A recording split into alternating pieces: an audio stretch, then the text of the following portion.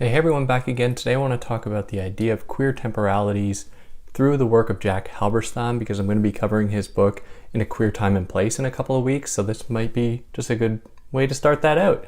But before jumping into it, hi, I'm David. I explain philosophical concepts and ideas in ways to make them accessible to you. So if you're new here, you can see my more than 300 episodes I already have up, covering texts and ideas, so that if you don't have the time, hopefully you can be exposed to this stuff without having to go and read hundreds and hundreds of pages of stuff. If you want to help me out, if you like what I do, like, share, subscribe, you can help me out monetarily via Patreon or PayPal. If you found this on YouTube, you're going to be able to find it just as a podcast on any podcast platform under all the same names. If you found this as a podcast, you're going to be able to find the video for this episode. Sometimes there are videos, sometimes not. You'll be able to find that on YouTube if you're into that. You can follow me at other places like Instagram at theory_and_philosophy, or on Twitter at David Guigno, or on TikTok at theoryphilosophy. And yeah, let's jump into queer temporalities through Jack Halberstam's In a Queer Time and Place, because there are so many people who talk about this.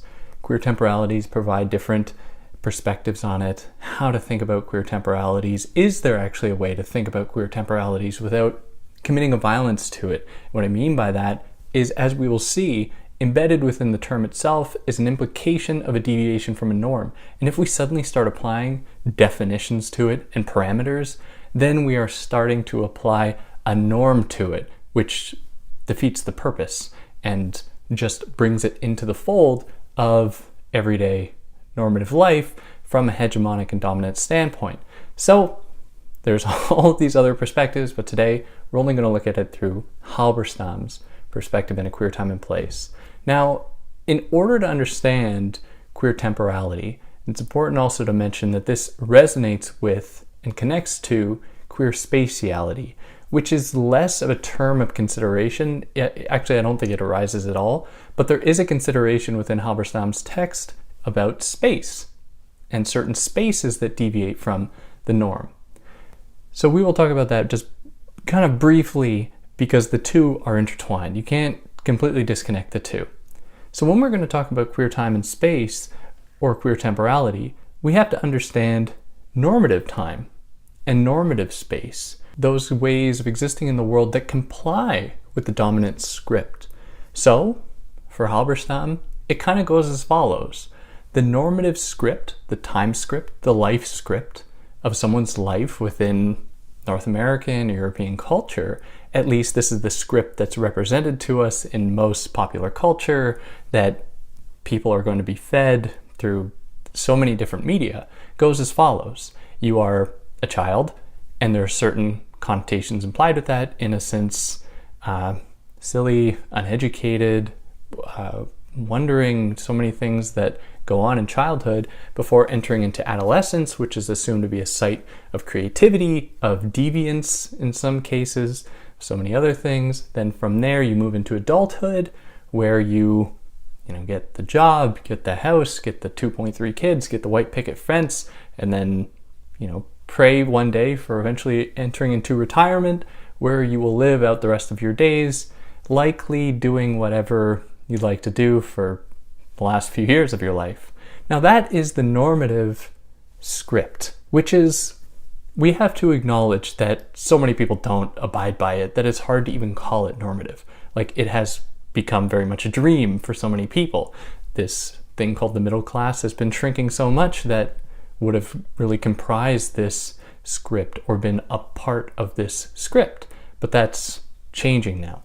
This book is 20 years old, but in any case, this is the normative idea of one's life script, of one's time, of temporality. Now, queer temporality and queer spatiality deviates from this norm for many different reasons. Probably the biggest one is the fact that queer people, which includes gay, non-binary, trans people, who do not comply with the standard heteropatriarchal monogamous script of everyday life, these people have been historically excluded from so many different places, so many different life events, been denied the opportunity for marriage, which is often very much a defining factor when it comes to one's life script, been denied being able to adopt children, for a very long time, still very much to this day, being denied an accepting childhood, like in the case of very many trans children who are denied the opportunity to exist the way that they want to exist, effectively taking away the possibility of having a childhood for them. So there is no possibility, or it's much more difficult, to actually abide by and exist within a normative script, which demanded that people make their own scripts, demanded that people make their own life paths, which in some cases can certainly be quite fulfilling. In other cases, it can just be a mode of survival. It's just about trying to get through the day, trying to get through one's life, while navigating all of these different oppressions that are being thrown at them and that they exist in every single day. Now, beyond what I think is a little bit more of a nebulous description of oppression, which is very real, it's very tangible, but in terms of another significant event that affected very many queer people was the AIDS epidemic in the United States and Canada, in which there were just like so many gay people died from AIDS that it really threw a wrench in this idea of a linear time script where people live their lives thinking about the future. You know, you're in adolescence, you're thinking about adulthood. In adulthood, you're thinking about retirement. And then in retirement, you're thinking about an eventual death in old age. For many queer people, that was taken away because of this looming specter, this threat of AIDS. So Halberstam suggests that queer people at this time were kind of forced to live in an eternal present. They were not focused on the future because that future was not guaranteed in the way that it was ostensibly guaranteed to people who would follow the normative life script, like straight, heteromonogamous people who didn't have the same threat in front of them in terms of AIDS. Of course, it still affects straight people, but not to the same extent. The point here being that this reframed queer people's relationships to themselves, to the world, and to time. So this forced, all of these different things forced people to take on different ideas about how their lives could unfold, what they were supposed to do in their lives, what the benchmarks were in their lives, what spaces could they occupy where gay people weren't expected or allowed into certain spaces where they could then exercise and engage in ways that made sense to them. For example, anyone familiar with the film Burning in Paris would know about drag culture in New York being one that was relegated to certain bars that were less popular to like straight heteronormative crowds, and that would extend beyond certain permitted opening hours for people who were experienced so much oppression in their lives. So they had to navigate new kinds of spaces, open up new possible subcultures within their lives, their cities, that would allow them to express themselves and live the way they want, because they couldn't do it in the normative, dominant, hegemonic framework. Now, as I'm saying this, there's a problem here. And the problem is that, and Jack Halberstam is very clear about this, the problem is that when we think about queer culture, historically there's been a tendency to associate that queer culture with gay male white youths in cities.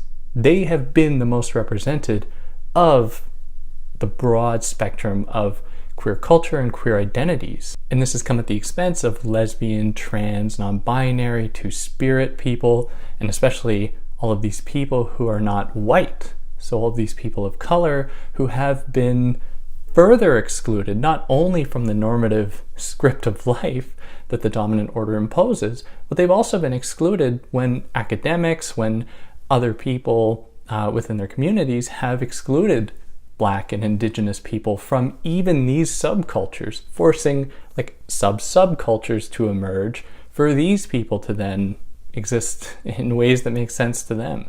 So it's important that even when thinking about this, that we are prepared to disentangle, to decouple our understanding of queer culture and queer subcultures from queer white youth, largely gay white men in cities, which Halberstam attributes the term metronormativity being a focus on cities. So within the book, In a Queer Place and Time, he pays a lot of attention to the case of Brandon Tina, who's a trans man who was murdered in Nebraska.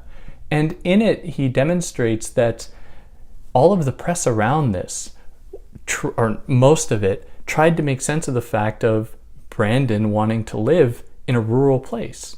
So even like queer thinkers at the time were like, well, to some extent, it's like almost Brandon's fault. Like, of course, what was he expecting? Living in the country, like, of course, where all those unthinking, unaccepting people are. So Halberstam instead suggests that no, I mean, rural communities, there are many queer communities within these rural settings, and they've just been erased in favor of a metronormative agenda that focuses on urban living queer youth mostly. And by ignoring the many reasons that queer people would want to live in rural settings, maybe because they have their own queer communities there, and continually erasing those communities, what that does is it actually continues legacies of exclusion that even queer white gay youth in cities have tried to get away from. So the important part of this is to not replicate the same kinds of oppression that erase and exclude some queer communities from others. So there is no queer temporality. There is no queer space. There are temporalities and there are spatialities. There are so many different variations. And like I said at the outset, it's important that we don't just homogenize them. It's important that we don't just ascribe to them a single definition, because that is to inflict a harm on these communities, to kind of solidify them and concretize them. Now, as an example of a film that breaks away from this and actually lends a voice to and represents queer culture, queer spaces, queer subcultures, queer time, is a film called By Hook or By Crook that Halberstam spends a lot of time engaging with. And if you want more on this, like I said, I'm going to start covering in a Queer Time and Place in a couple of weeks. So subscribe so you can see when that comes out. But within it, we see the main characters played by Harry Dodge and Silas Howard. We see them navigating spaces that you wouldn't normally see on the big screen.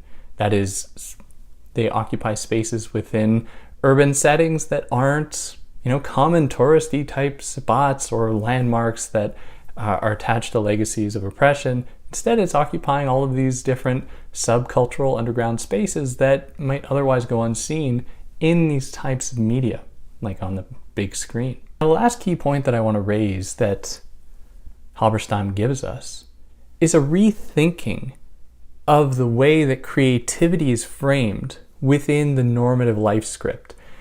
Halberstam suggests that historically, creativity is associated with adolescence. Now, within queer communities, we see that change a bit, where creativity actually extends well through adulthood.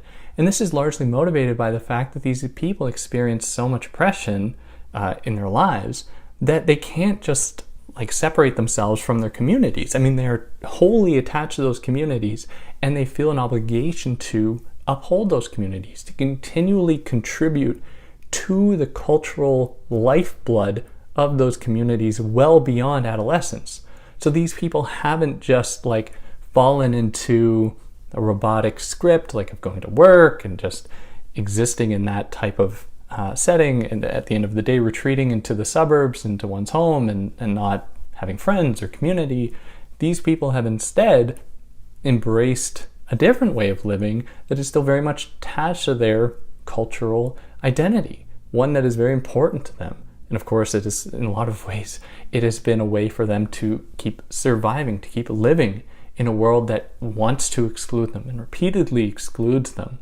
Which isn't to say that there isn't a thing called homonormativity, which is where there are people who would belong to the queer community who do not actually engage so much with that community, instead choose to embrace fully the normative life script. And if that makes sense to them, that's totally fine. But if it comes at the expense of their queer community or an active hostility to that community, then that's obviously an issue. That's not great. And yeah, I hope that has been a fair introduction to this term. Like I said, I mean, this is only scratching the surface here. If there's anything I got wrong, I'd love to hear about it. Tell me what you think. Do you buy it? Is it too narrow? What can we do with this term? Let me know. Yeah. On that note, If you like what I did, like, share, subscribe, and I'll catch you next time. Take care.